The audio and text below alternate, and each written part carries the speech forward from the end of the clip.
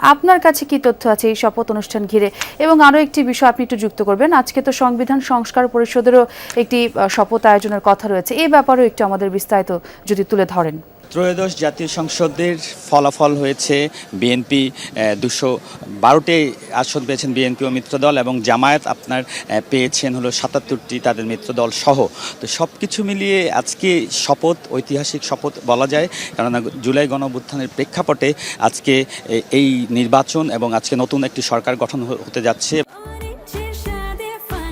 Orange সহ বিভিন্ন ফ্লেভারে প্রাণ ললিপপ জুসি জুসি ওয়ার্ল্ড এর মাধ্যমে নতুন দিগন্তের উন্মোচন হবে বলে আশা করছেন সবাই। তো সেই জায়গা থেকে আপনার 10টার সময় আমরা যেটি সংসদ সচিবালয় থেকে জানতে পেরেছিলাম, 10টার সময় সংসদ সদস্যদের শপথ হবে।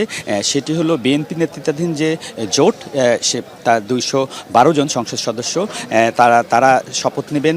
এর পাশাপাশি আপনার জামায়াত ইসলামের নেতৃত্বাধীন যে তাদের যে জোট, তাদের হলো 77 জন সংসদ সদস্য, তারা শপথ নেবেন।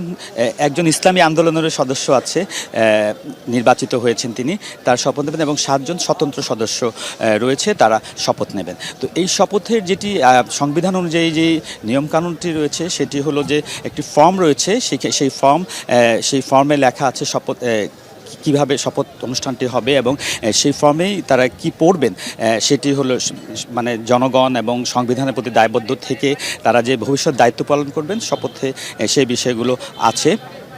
এবং যেহেতু 10টা থেকেই শপথ অনুষ্ঠান শুরু হওয়ার কথা ছিল, তো একটু হয়তো দেরি হচ্ছে। সব কিছু মিলিয়ে শপথ অনুষ্ঠান কিছুক্ষণের মধ্যেই হয়তো শুরু হয়ে যাবে নির্বাচিত নতুন সংসদ সদস্যদের। তো নির্বাচিত নতুন সংসদ সদস্যদের শপথের পর আসলে যেটি সংসদ সচিবালয় থেকে আমাদের জানিয়েছিল যে সংসদ সদস্যরা আজকে দুটি শপথ নেবেন। আরেকটি হলো সেটি হলো সংবিধান সংস্কার পরিষদের সদস্য হিসেবেও তারা শপথ নেবেন। এবং এই শপথ নেওয়ার মধ্য দিয়ে যেই বিষয়টি আপনি জানেন যে গণঅভ্যুত্থানের মধ্য দিয়ে আওয়ামী লীগ সরকারের পতন হয়েছে, শেখ হাসিনার স্বৈরাচারী ফ্যাসিস্ট রেজিমের পতন হয়েছে, এবং এটার মূল কারণ যেটি ছিল সেটি হলো আপনার যে প্রধানমন্ত্রীর যে একক ক্ষমতা, এবং যেই দলটি সরকারে থাকে সেই দলটি সব কিছু গ্রাস করে নেয়, এবং সেটি হলো নির্বাচন ব্যবস্থা বলেন, দুর্নীতি, অনিয়ম, ব্যাংক ব্যবস্থা, সব কিছু ক্ষেত্রেই যে দলীয় যে জায়গাটা এবং বিরোধী দল বলে কোনো কিছু যে ছিল না, সেই জায়গা থেকে ক্ষমতার যে ভারসাম্য, সেই ভারসাম্য ধরেই কিন্তু এই জুলাই সনদ এবং জুলাই সনদ বাস্তবায়নের যে প্রক্রিয়া সেটি কিন্তু এসেছে। এবং সেই জায়গা থেকেই আপনার জাতীয় ঐকমত্য কমিশন 84টি সংস্কার প্রস্তাব এনেছিল। সেই সংস্কার প্রস্তাবে অনেকগুলো নোট অফ ডিসেন্ট আছে বিএনপির।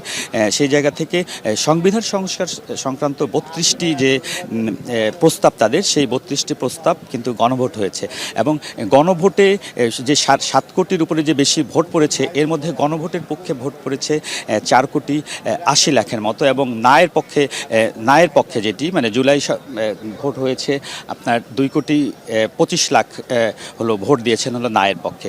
তো সব মিলিয়ে হ্যাঁ জয়যুক্ত হয়েছে, এবং সেই জায়গা থেকে জাতীয় যে জুলাই জাতীয় যে সনদ, সেই সনদের পক্ষেই হ্যাঁ ভোট হয়েছে, এবং সেই সনদের পক্ষেই ভোটাররা ভোট দিয়েছেন। এবং তবে এই জায়গা থেকে যেটি এখন একটা বিতর্ক হচ্ছে সেটি হলো যে সংবিধান অনুযায়ী আপনার সিসি হলো যে সংসদ সদস্যের শপথ পড়ানোর যে বিষয়টি আছে, সেই শপথ পড়ানোর বিষয়টি এবার একটা ভিন্ন প্রেক্ষাপটে হচ্ছে, কেননা বিগত যে আওয়ামী লীগ সরকার তাদের পতনের পর প্রধানমন্ত্রী সহ তাদের মন্ত্রিসভার সদস্য পালিয়ে গেছেন, দেশ ত্যাগ করেছেন।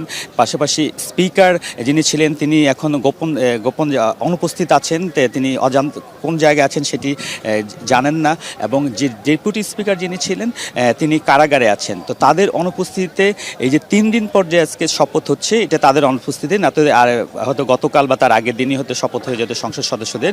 তো সংবিধান অনুযায়ী এই জন্য 3 দিন পরে আপনার সিইসি আজকে শপথ পড়াচ্ছেন। এরই মধ্যে তিনি সংসদ ভবনের যে সেখানে ঢুকেছেন শপথ কক্ষের দিকে। তো সেই শপথ কক্ষে সব প্রস্তুতি শেষ করা হয়েছে, কিছুক্ষণের মধ্যেই হয়তো শপথ গ্রহণ অনুষ্ঠান শুরু হবে। তো যে বিষয়টি বলছিলাম যে সংবিধান সংস্কার পরিষদ, সেই পরিষদের শপথ হবে কিনা এ নিয়ে কিন্তু বিএনপি কালকে তাদের একটি অবস্থান জানিয়েছে। সেই অবস্থানটি হলো যে যেহেতু সিইসির সংবিধান অনুযায়ী সংবিধান সংস্কার পরিষদের সদস্যদের শপথ পড়ানোর এখতিয়ার নেই, এটি সংবিধানের লঙ্ঘন হবে, এবং সংবিধানে যেটি আছে সংবিধান সংস্কার পরিষদ গঠনেরও কোনো বিষয় নেই। সেই জায়গা থেকে বিএনপি তাদের অবস্থান যেটি জানিয়েছে শুধু তাদের যে নির্বাচিত সংসদ সদস্য তাদের এবং মিত্র দলের 212 জন তারা সংসদ সদস্য হিসেবে শপথ নেবেন, কিন্তু সংবিধান এবং তারা কিছু শর্তও বলেছেন, এই বিভিন্ন কয়েকটি শর্ত বলেছেন, সেই শর্তগুলোর প্রেক্ষাপটে তারা সংবিধান সংস্কার পরিষদের সদস্য হিসেবে শপথ নেবেন কিনা সেটি কিন্তু খোলাসা করেননি। তো বিএনপির ভিতরে দুই ধরনের আলাপই আছে, হয়তো শেষ পর্যন্ত তারা সংবিধান সংস্কার পরিষদের সদস্য হিসেবে শপথ নেবেন কিনা কিছুক্ষণের মধ্যেই হয়তো আমরা জানতে পারবো। তবে সব মিলিয়ে যেটি হলো যে এবারকার যে সংবিধান সংস্কার পরিষদ যেটি সদস্য হিসেবে শপথ নেওয়ার যে বিষয়টি, সেখানে জুলাই সনদে যেই মূল প্রস্তাবগুলো আছে 32টি, সেই প্রস্তাবের মধ্যে যেটি আছে যে প্রধানমন্ত্রীর যে ক্ষমতার ভারসাম্য রক্ষা করা, সেটি হলো যে আমরা আগের রেজিমের সময় দেখেছি যে প্রধানমন্ত্রী যে একক ক্ষমতা এবং এটি তাকে স্বৈরাচারে পরিণত করে। তো আমাদের যে জুলাই গণঅভ্যুত্থানের যে স্বপ্ন, এই নির্বাচনের যে স্বপ্ন, নতুন বাংলাদেশ এবং পুরো ইনক্লুসিভ গণতন্ত্র, অন্তর্ভুক্তিমূলক যে গণতন্ত্র, সেই জায়গা থেকে যে প্রধানমন্ত্রীর ক্ষমতা ক্ষেত্রে ভারসাম্য আনা এবং সেই ভারসাম্য এনে এবং রাষ্ট্রপতির যে আমরা এখানে দেখি যে রাষ্ট্রপতি অলংকার হিসেবে থাকেন, তার কোনো সেভাবে ক্ষমতা থাকে না শপথ পড়ানো কিংবা বিভিন্ন বিশ্ববিদ্যালয়ের যে সমাবর্তন সেখানে ভাষণ দেয়া ছাড়া সেরকম কোনোই থাকে না। প্রধানমন্ত্রীর নির্দেশ অনুযায়ী আসলে রাষ্ট্রপতি কাজ করেন। তো সেই জায়গায় রাষ্ট্রপতিকে বিভিন্ন কিছু ক্ষমতা দেওয়ার প্রস্তাবও কিন্তু জুলাই জাতীয় সনদে আছে।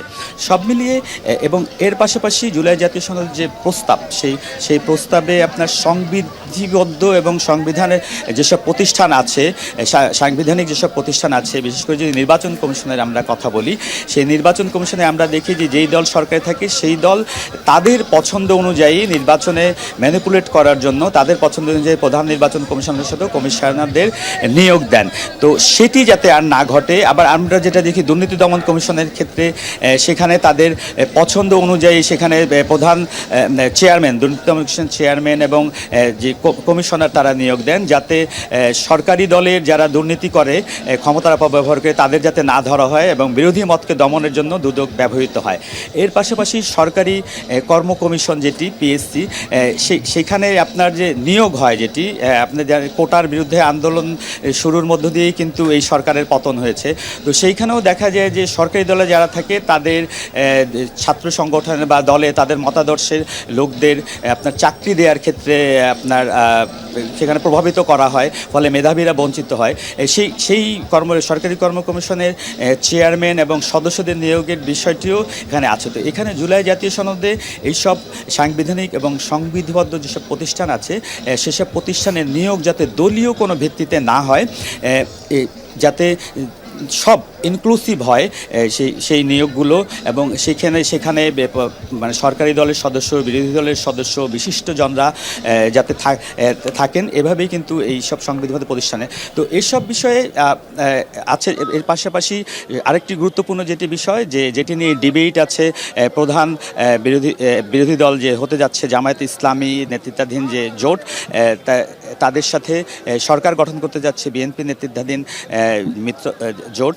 তো তাদের সাথে ডিবেট আছে, সেটা হলো উচ্চকক্ষ নিয়ে। উচ্চকক্ষ যেটা হলো এবার প্রথম বাংলাদেশের সংসদের দুটি কক্ষ, নিম্নকক্ষ এবং উচ্চকক্ষ। নিম্নকক্ষ আমাদের আছেই, সেই নিম্নকক্ষ দিয়ে এতদিন ধরে চলে আসছে আমাদের যে সংসদীয় গণতন্ত্র।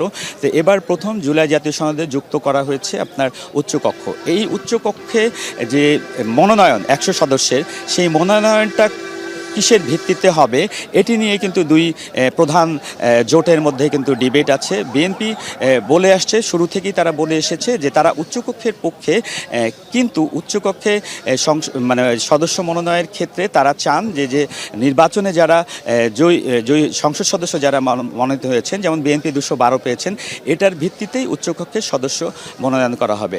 তবে আপনার যে জামাত নেতৃত্বাধীন যে জোট, বিশেষ করে জামায়াত ইসলামী এবং এনসিপি, তারা চান যে যেই ভোট পেয়েছে, মোট ভোটের যে যারা পেয়েছে এর যে শতাংশ, সেই শতাংশ অনুযায়ী সেই অনুপাত অনুযায়ী আপনার উচ্চকক্ষে মনোনয়ন দেওয়া হবে। তো আমরা যদি মোট ভোটের ক্ষেত্রে যে কোন জোট কত পেয়েছে, মানে কোন দল কত পেয়েছে সেটি বলি, যে এখানে কিন্তু বিএনপি 49.5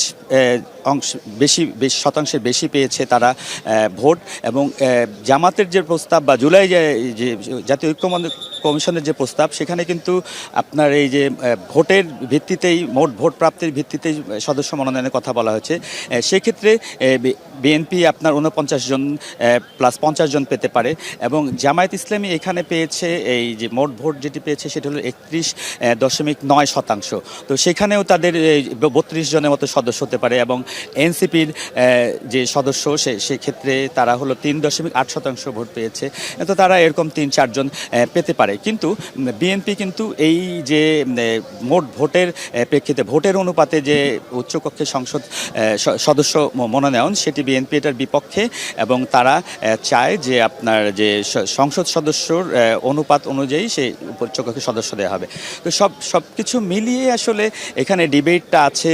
বিএনপি শেষ পর্যন্ত আজকে সংসদ সদস্য শপথের পর তারা সংবিধান সংস্কার কমিশনের সদস্য হিসেবে শপথ নেবেন কিনা এ নিয়ে এখনও তারা খোলাসা করেনি, যদিও বেশিরভাগ সংসদ সদস্য বেশিরভাগ বলতে কি সবাই মোটামুটি প্রবেশ করেছেন আপনার সংসদ ভবনের ভেতরে যে শপথ কক্ষ সেই শপথ কক্ষে এবং ভিতরে যখন সংসদ সদস্যরা নতুন নির্বাচিত সংসদ সদস্যরা শপথ নেওয়ার অপেক্ষায় আছেন, বাইরে কিন্তু দুই জোটেরই এবং স্বতন্ত্র এবং ইসলামী আন্দোলন তাদের সমর্থকরা কিন্তু সংসদ ভবনের এই দক্ষিণ প্লাজায় আপনার তারা অবস্থান নিয়েছেন। এখানে তারা বাদ্য বাজনাও অনেকে নিয়ে এসেছেন। এখানে আমরা কনসার্টের আয়োজনও এখানে দেখছি।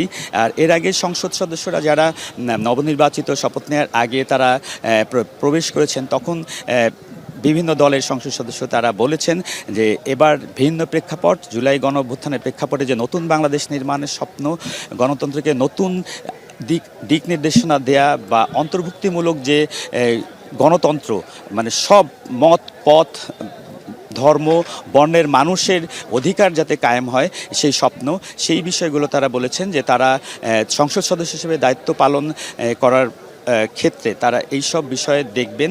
এবং আপনি জানেন যে আমাদের অর্থনীতি অনেকটা নাজুক অবস্থায় আছে এবং এই অর্থনৈতিক যে সংকট আছে এবং সামনে রমজান, সেই রমজানে আপনার জিনিসপত্রের দাম এখনই বাড়া শুরু করেছে। সেক্ষেত্রে সংসদ সদস্যরা তাদের দায়িত্ব মূলত আসলে আপনার আইন প্রণয়ন এবং জবাবদিহিতামূলক ব্যবস্থা নিশ্চিত করা। এর পাশাপাশি তারা যে তাদের যে আসন সেই আসন